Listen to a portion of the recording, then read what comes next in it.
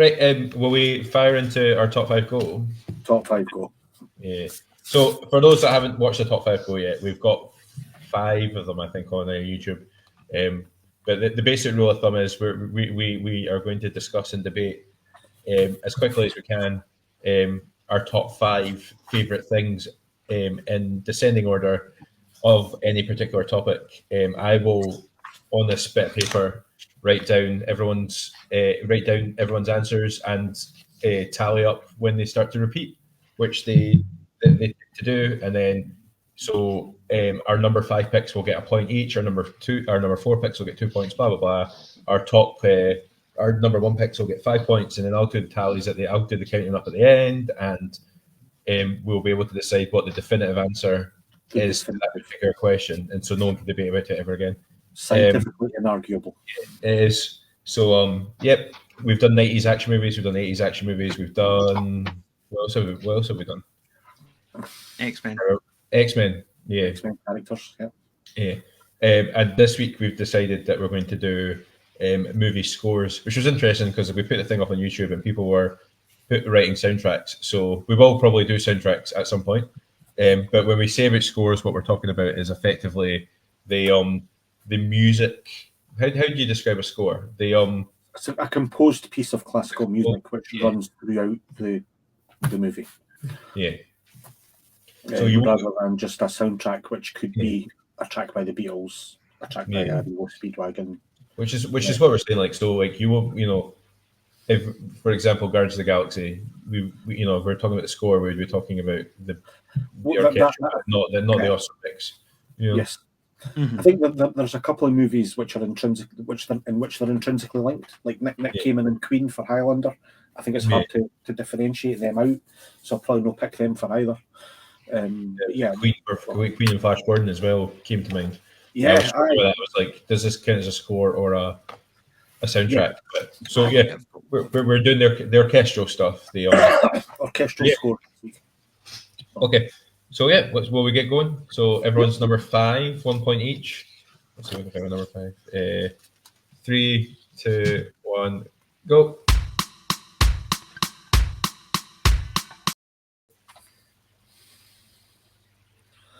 So we've got Joan Powell, Evolution, Danny Elfman, Batman, Kung Fu Hustle without a name of a composer. What was your one, Jeff? Tron Legacy by Daft Punk. Tron Legacy, Daft Punk. There we go. That's compare and discuss. Who wants to go first? Anyone can go first because I'm still writing down the things. I expect Danny Elfman to appear at some point again. I think at least one other person will probably. We said that before that we suspect to see repeated things. I don't have a Danny Elfman. I think he's intrinsic. Don't shake your head. We've had this conversation before where when we've been talking about Tim Burton. And obviously, they might not be shaking their head at you saying that you don't have Danny Elfman. They might be shaking their head at what I said when it might be that nobody else has put Danny Elfman. And instead they're sitting there now kicking themselves going, oh, I never thought about Danny Elfman.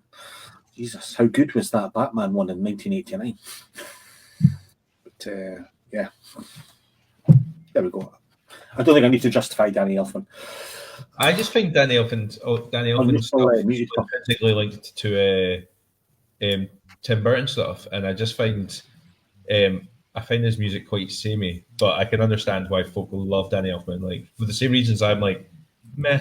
I think a lot of people are like, yeah, this guy's like the guy. Do you know how excited people were about? I mean, it was probably one of the few successful moments of the Justice League movie, not the the Zack Snyder cut, but the original one. When everyone came out here, the most excited people were. Did you hear the Danny Elfman bit when they cut in the Danny Elfman music? It was like, and everyone was like, yeah, it was great. I think the first two Batman movies back in the day were absolutely great. And the Danny Elfman, particularly the first one, Michael Keaton and Jack Nicholson's probably still the best Batman movie. They end up using that piece of music for the they used that piece of music for the animated series, isn't it? It's so intrinsically linked to the mood. You know, it's a character in itself. It's part of Gotham. It's part of the, It does. I think because I think you're right. It's probably it's closer to what he was doing with. Did he do Dick Tracy as well? think because it was a similar sort of style. Might have been. Maybe it was just because it was the time, but yeah, Danny Elfman. That's for sure. Moving on. Kung Fu Hustle, Stu. Yes. That was obviously I was holding up the Blu-ray, so it doesn't have the composer. It was composed by Raymond Wong and performed by the Hong Kong Chinese Orchestra from 2004.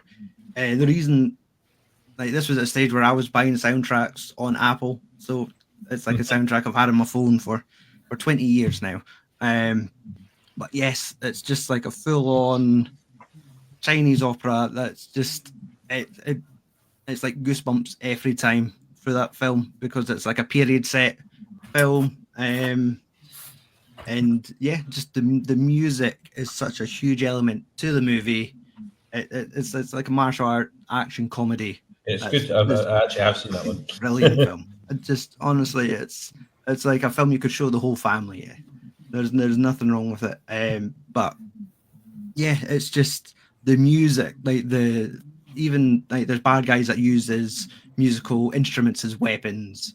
Like music has such a big part of it, but it's just so well done. It's like the hero's rise. Like I'm getting like the hair on the back of my neck going up thinking about that moment in the movie. It's definitely one of those scores that has a special place.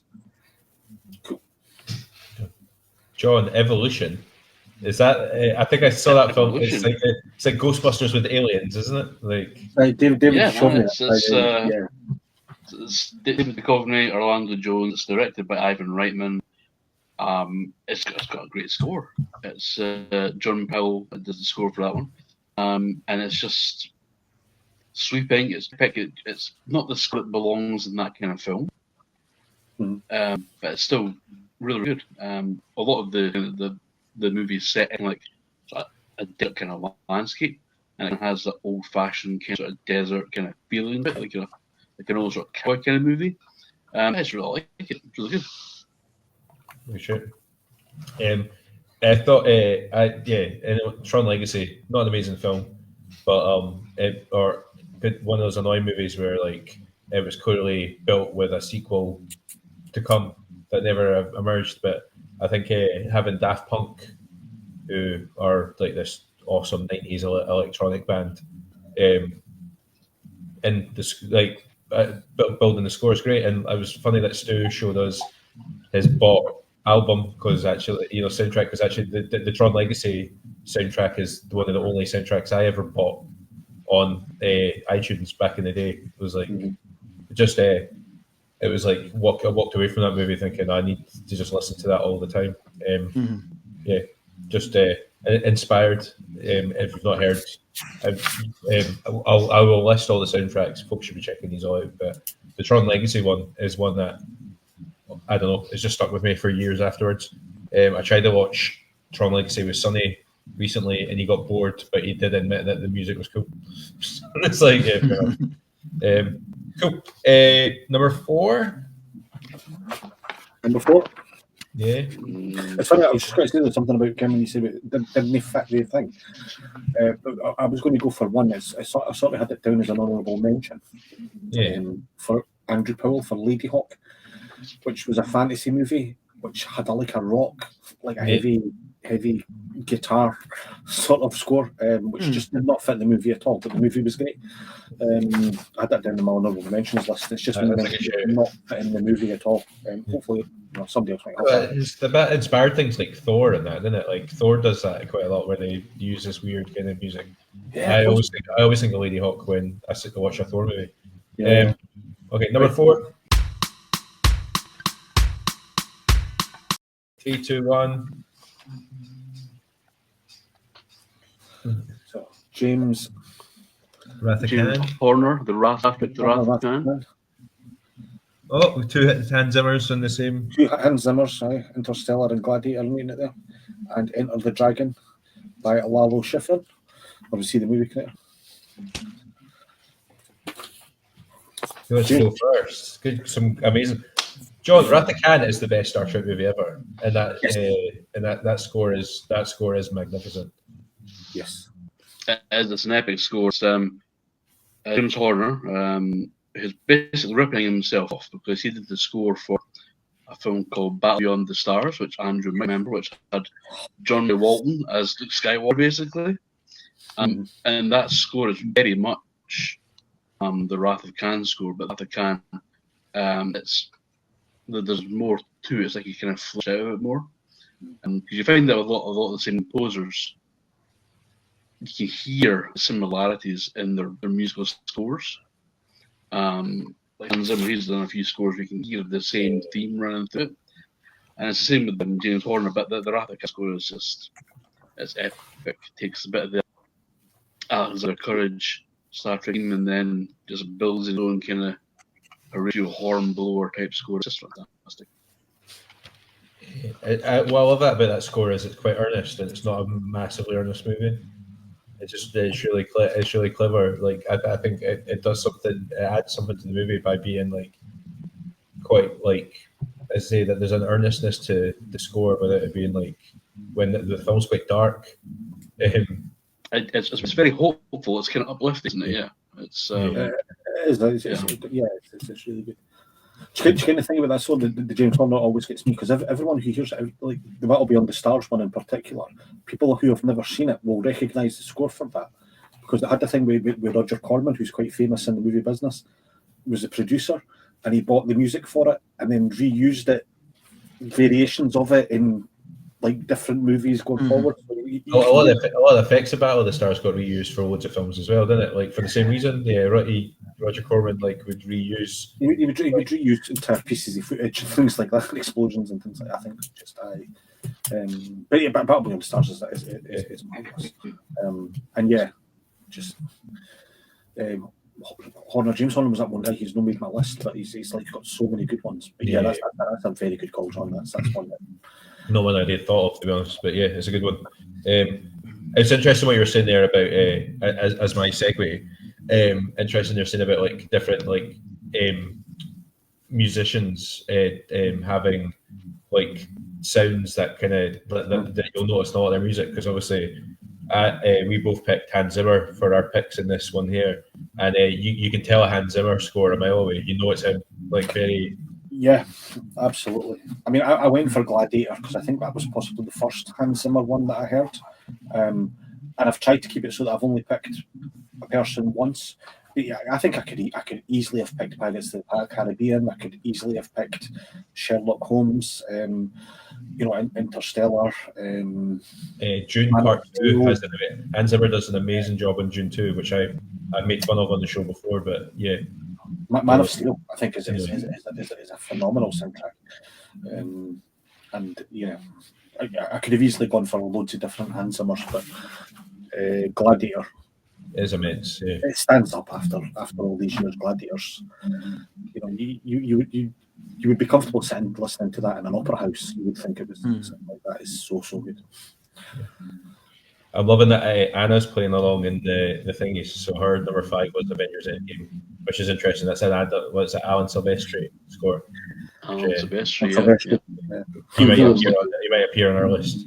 He's one of the ones that one of those composers that I assume we'll see. And she's got John Williams in there as well. Again, another composer I assume we'll see at some point from the list. I assume John Williams is going to be quite high on this list. So there's going to be with Hans Zimmer, like his Interstellar's got an amazing soundtrack, I think, and there's one particular track that he uses in a really climactic section of Interstellar. And I think the piece of music's called like "No Time for Caution." I think is what it's called, and it's just the most like starts off really slow and it just like builds and builds and builds and builds and builds, and it's like a piece of music that I think actually has left me breathless. I watched Interstellar this year with my oldest son, and we both like had a moment where we both had to exhale, and I was like, "Isn't that just like the best piece of film? 4 minutes of filmmaking, just from it on every level." But it's Hans Zimmer's score that's bringing everything. There's all these amazing visuals, but it's Hans Zimmer's score and that scene that's bringing all the majestic majesty, the power of the scene. This is the thing about a good composer. People don't realise how much a good composer elevates a movie. Like if you've ever go on YouTube and watch like scenes from classic movies where they've ripped out you know, the music to them, and it just tonally completely changes what you're watching. You know, it almost things your emotions. Yeah. As you go along, and it tells you when to be excited and when to be thinking and stuff like this. So, I think all these guys that we're talking about, Alan Silvestri, James Horner, Hans Zimmer, John Williams, they're masters of that craft.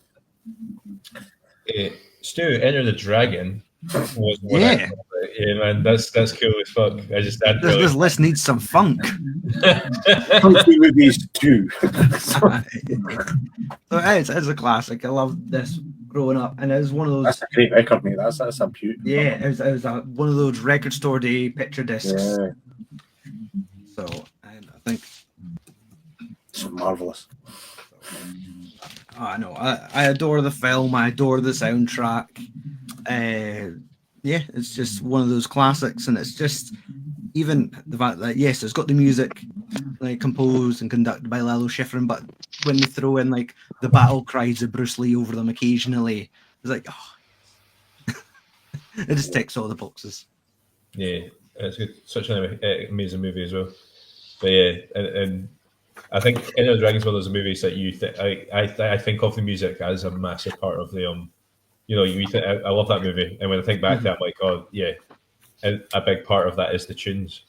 Yeah, I mean, I rewatched The Nice Guys this week, and it's just like, yeah, their soundtrack was the same, like buddy cop sort of like funky soundtrack.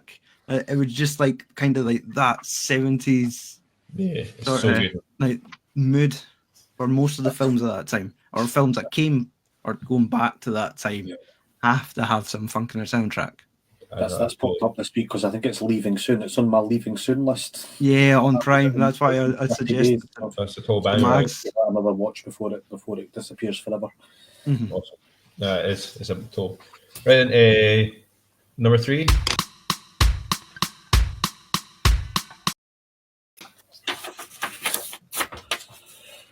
Okay, 3, 2, 1, go. And The Rock. What is that? The Grand Budapest Hotel? Clue. Clue. Oh, right, okay. Forrest, I think it's to see yours, Jeff. What was yours? Oh man, sorry, I was just going to do then Wakanda Forever. Okay.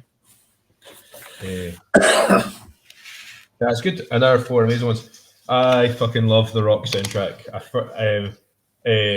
I had already picked Interstellar, but fucking love the Rock soundtrack. So good. Yep. Basically, it's the proto Pirate Caribbean score. The first time I heard it's the Caribbean, I went, "What's Hans Zimmer?" Obviously, because that's score to the Rock I'm hearing. It's the exact same theme tune. It's just an amazing score. It was all the big sort of Bruckheimer, Don Simpson film of the 90s all had excellent bombastic scores by either Hans Zimmer or Trevor Rabin or Mark Mancia. It was just awesome scores. You listen to them all, but I think The Rock, for some reason, it just gets dishes bumping and stuff. The bit in the bit that gets me is the bit where they think they're in the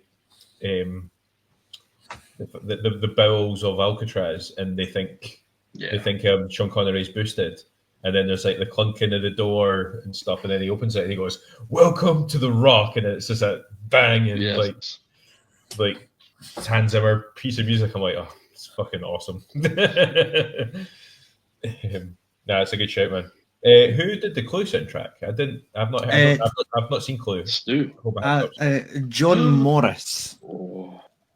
So, this is also a fucking beautiful vinyl where you open up and it's like the inside of the house.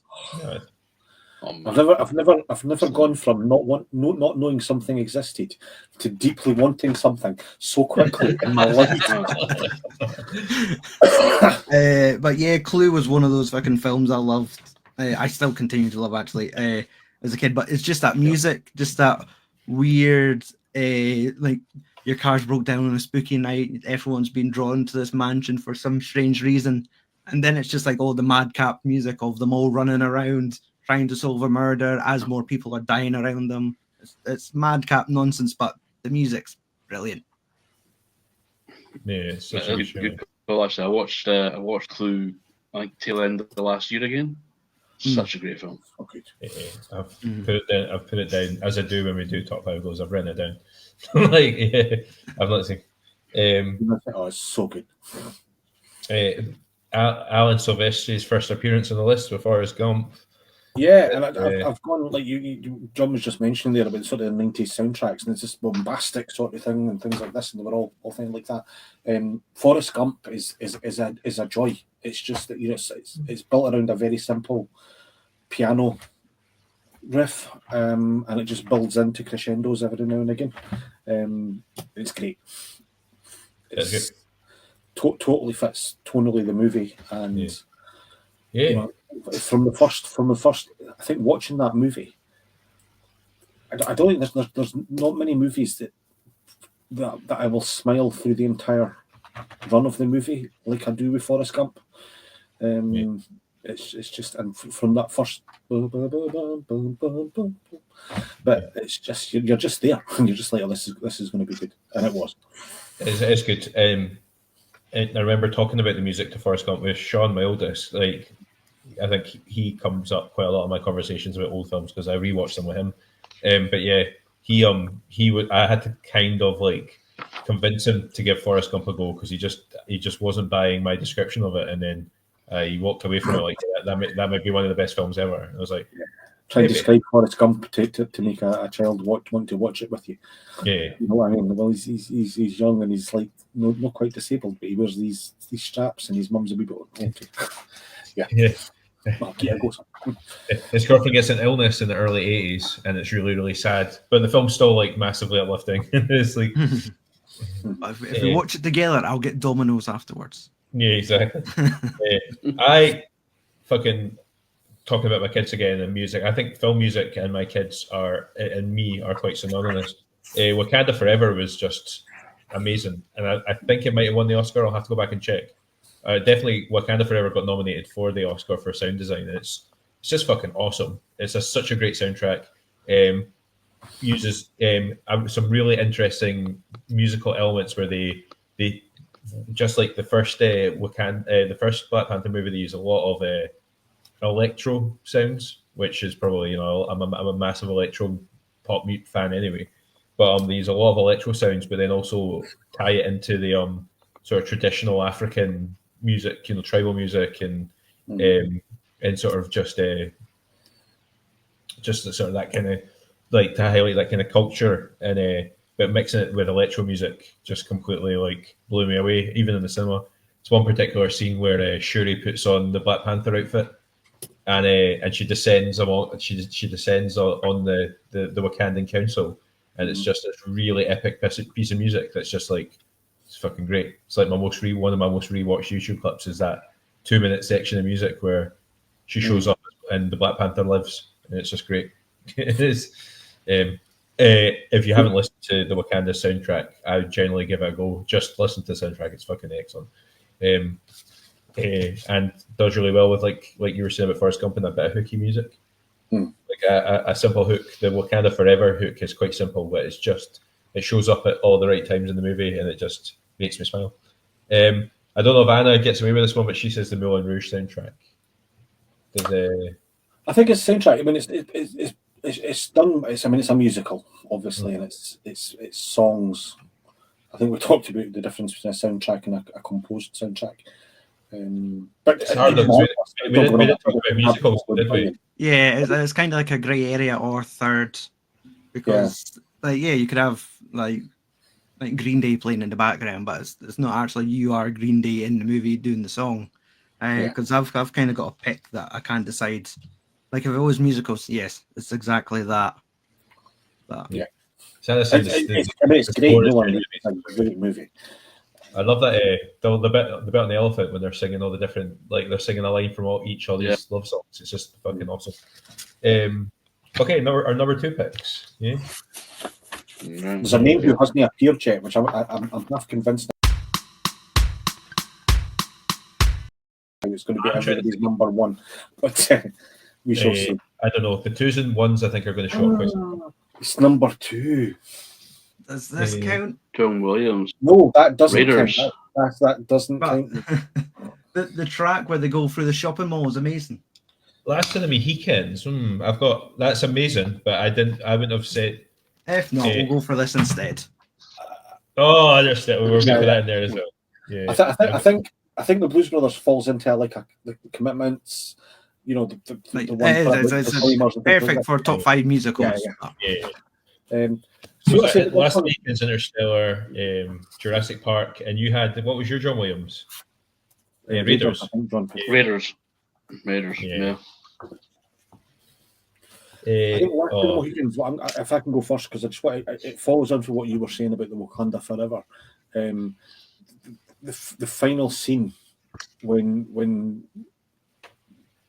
Chingachgook, hopefully I got that right, catches up with the guy who's killed his son, and you realise that he's now the last of the Mohicans, and catches the guy and things like this, and it's all done to this Jones Edelman piece of music, and it's just which had run throughout the movie, and it's one of the most beautifully shot movies I think I've ever seen. I think it was shot in British Columbia.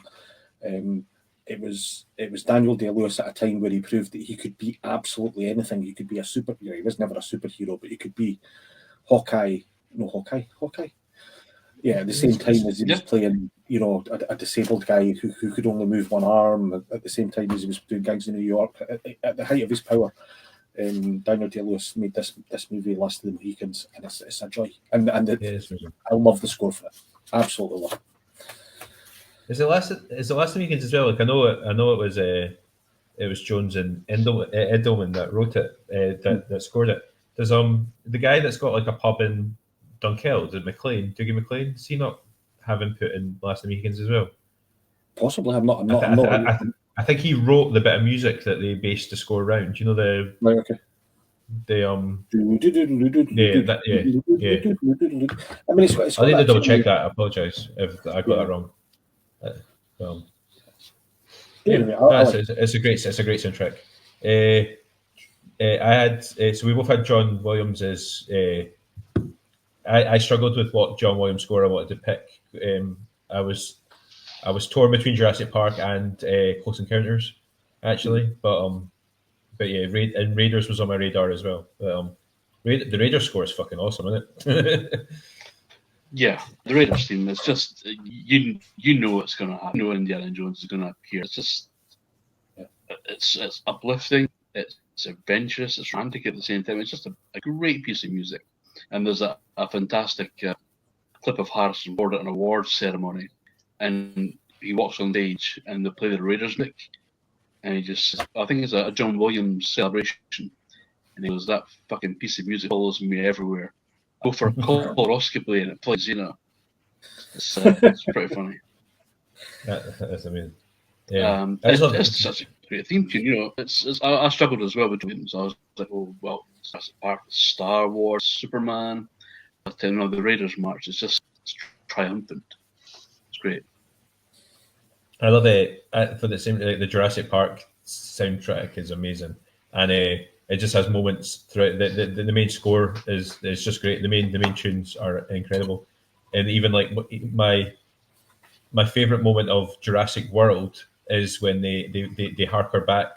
There's two bits in Jurassic World which harker back to the first Jurassic Park, and it's the bit where they open up the paddock for the T-Rex, and then you just get that you get a moment of that John Williams score before it becomes anarchic again, and you're like, you know, it's like that moment, and I just think that even just that one section of that movie wouldn't have worked as well without that bit of music, where it's like the T-Rex shows up and it's just like do, and you're like, fucking hell, and like I remember in the cinema going, yes, it's a T-Rex, and then having that moment where you're like, well, actually, she's just like a T-Rex out of a cage, and then she turns and bombs away from the T-Rex, and you're like, and the music follows that like emotional scale. It's just great.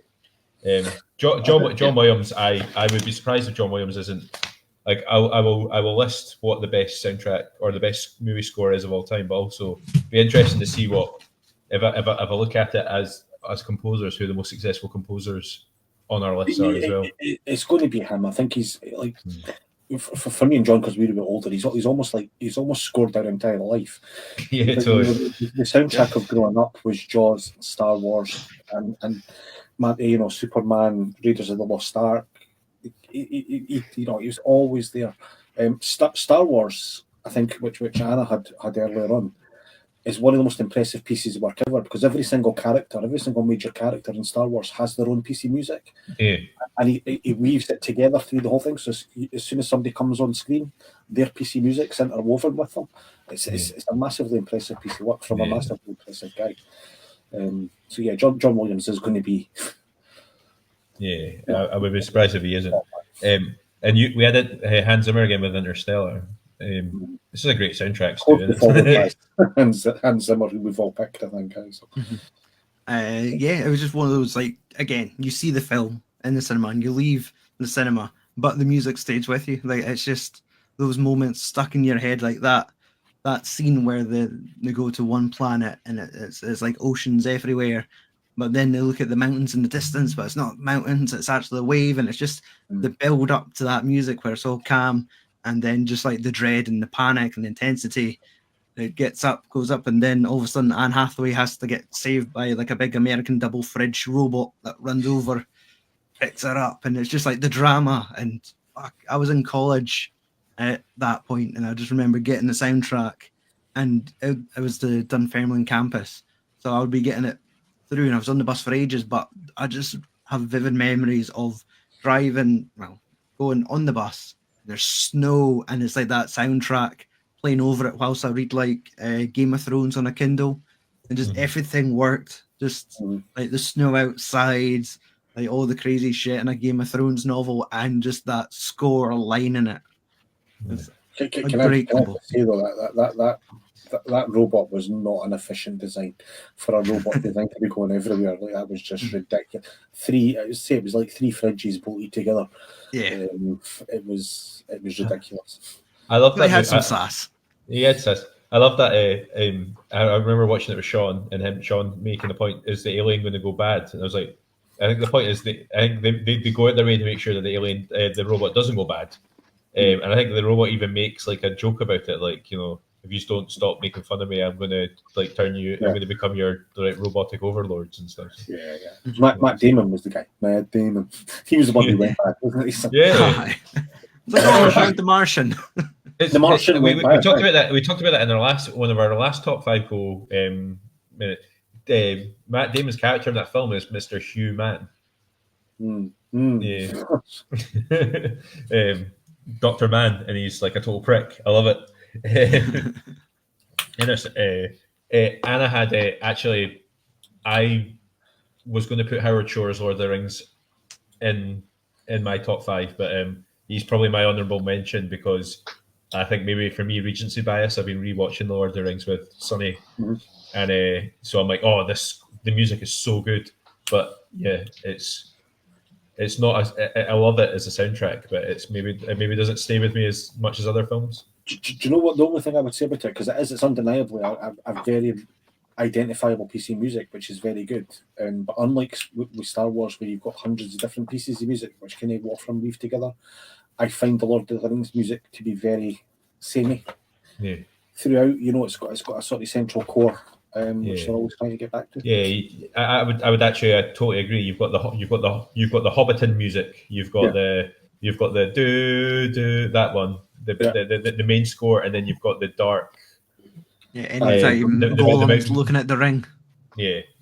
You've got maybe 4 or 5 tracks that constantly show up. Yes, but it's still epic though. Yeah. Which when if you try and watch them back to back, so if you watch 10 hours of movie over 2 days or something like that, you start to spot where the repeats are. So it's undeniably a great piece. Yeah. Okay, our number 1s. Interesting. Who is the best film of music? Best film music ever? 3, 2, 1. Oh, John. Back to the Future. Back to the Future showed up in both our number 1s. That's not happened before. That's going to put it right up there. Yeah. Stu, you had a Hateful Eight. Yes, Ennio Morricone. Yeah. Yeah. Another. Another And great guy. Well, I've got to say, out of all this, Stu's is the most eclectic selection of Yeah, music. absolutely. Yeah. I purely just gone by what I owned, and that's usually like the key to like a good soundtrack to the point where I will part with money to own this on a silly format. Good. So yeah, I haven't seen the Hateful Eight. Sorry.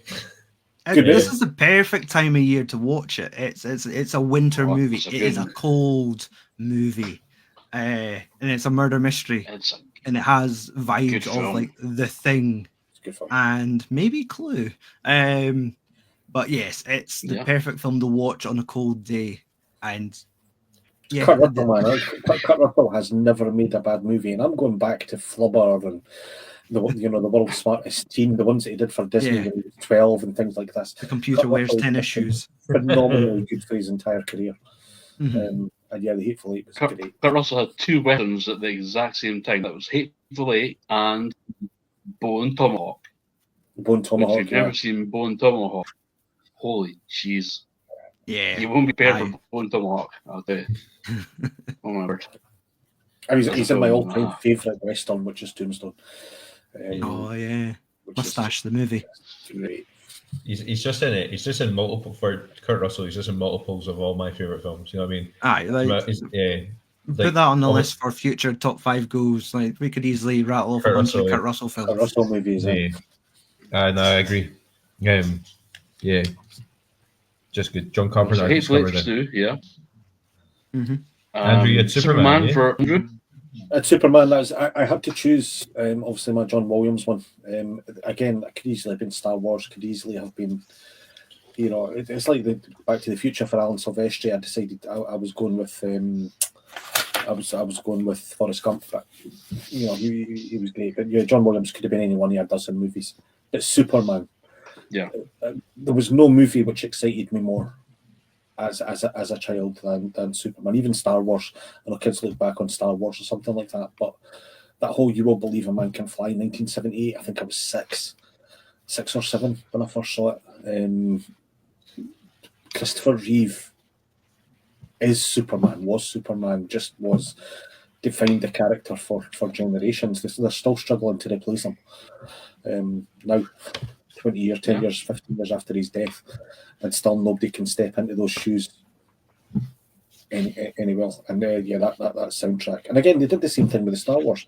Lex Luthor had his own bit. Ned Beatty's character had his own kind of song. That one, yeah, that's right, yeah. The thing is, Richard Donner, when he first heard the Superman theme tune, John wrote it. Richard Donner heard it, and he went, it literally says Superman in the theme tune. He goes, Superman. It's literally what it says in the theme tune. Yeah. Yeah. I think a lot of people do that. Like, it says Superman. Yeah. Well, that's what it is. Yeah. It literally says Superman, but you hear it, yeah. That's great. It's so good. That's good. It was great. So that was my John Williams pick. And yeah. Back to the Future, though.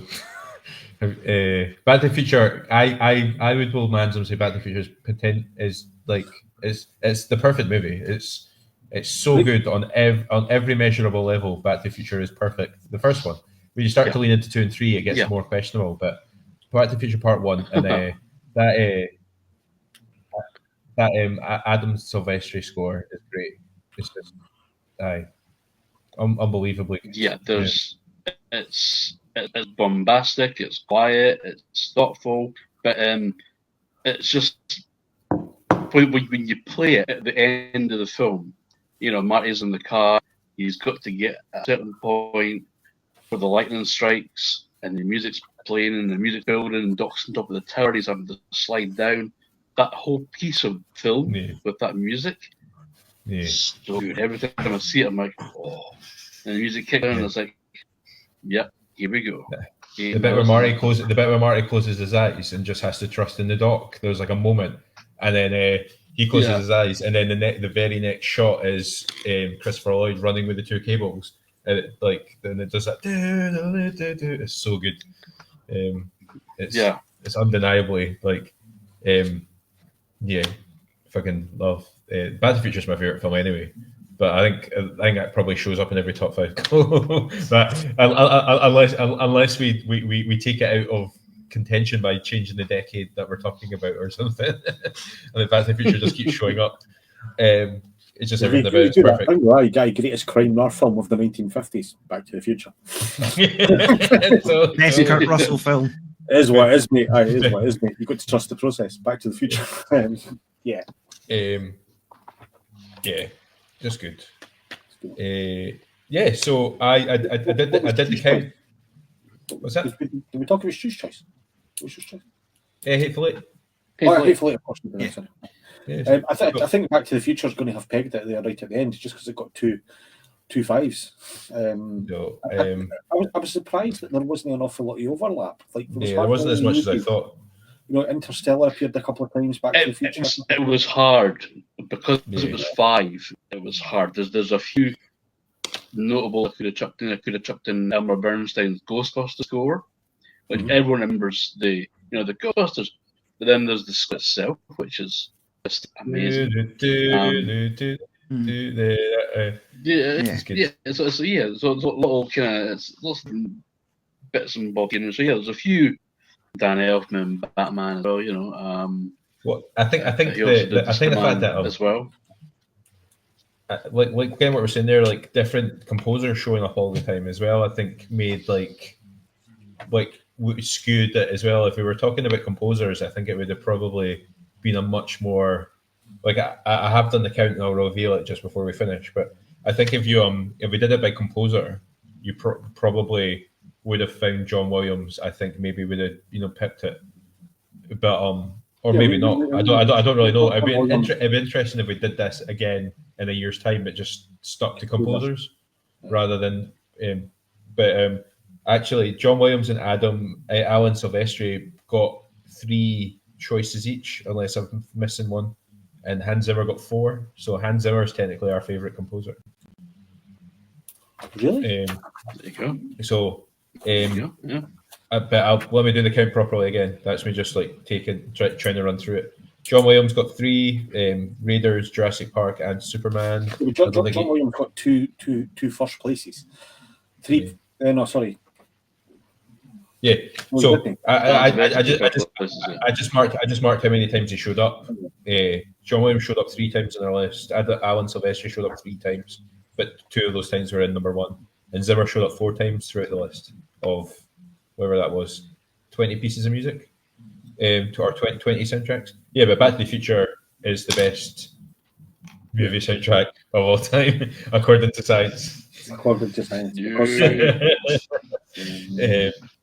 Let's go listen to it now. And yet it never won the Oscar for best soundtrack or best score. Did the Back to the Future win an Oscar for anything? I don't know. I'll need to check it out. I should know that as it being my favorite film, but I don't think I'd. Probably not. It's not the type of movie massively successful, slightly comedic, slightly sci-fi. It's not the type of movie that would have won an Oscar at that time. I think these type of things are more possibly special effects or something. Yeah, special effects or sound design or one of those crazy ones. Yeah, it won best sound editing. For a long time, the only thing that smacked of science fiction had no chance when it came to Best Picture or things like that. Yeah. It's only the last few years that they've started to take these films more seriously. Yeah. So. It won sound editing. Moon was up for an Oscar. Duncan Jones's Moon with Sam Rockwell. Great. With the clones. And I said, I think to Duncan Jones, that Moon's winning an Oscar, but the only way it's going to win an Oscar is if one of the clones was gay and the other one was disabled. Yeah. Then it went on Oscar. Because that's the kind of films. And then Ricky Gervais went on to write a book in extras regarding, he owns it, go and do a Holocaust movie, They made fun of that in things like Tropic Thunder. There's a whole joke about Ben Stiller's character trying to win an Oscar just by deliberately playing problematic characters. You never go full full on. Yeah, we're full. Yeah. Yeah. Simple Jack. Yeah. Um, Awesome, guys. Yeah. That's cool. I was surprised, actually, on reflection, that Danny Elfman only showed up once. yeah, me too. Alan Silvestri, I think I wasn't surprised, showed up multiple times. Even like Anna's been playing along. She had Hans Zimmer and Alan Silvestri in her score, and John Williams. So like our top three were in Anna's top five. So I think if you just did composers, it's going to be John Williams, Hans Zimmer, Alan Silvestri, Brad. Is it Brad? The Terminator guy. oh, I didn't even think about the Bradford Terminator. Hill. Brad. What about the another one that hit me just now was RoboCop by Basil Poliduris, who also did Tombstone. Basil Paul Lewis, aye. That's a great song. The There's loads- RoboCop theme. Awesome. Okay. So good. Yeah.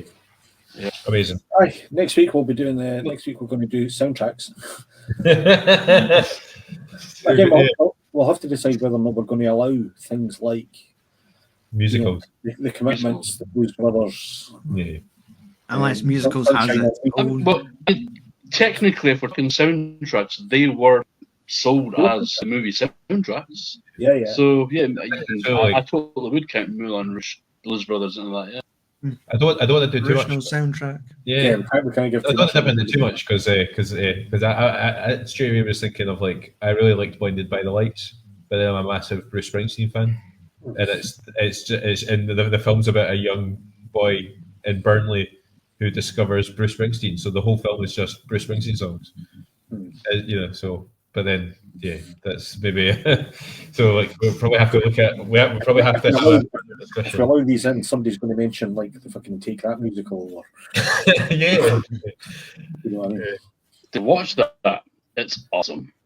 Oh, I yeah. love it. We'll have to have that Thoroughly conversation. enjoyed it. Do soundtracks. Do soundtracks.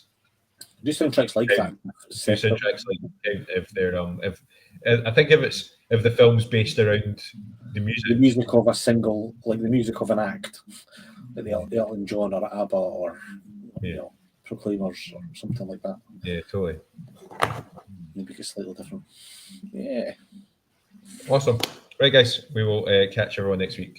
Thank you again.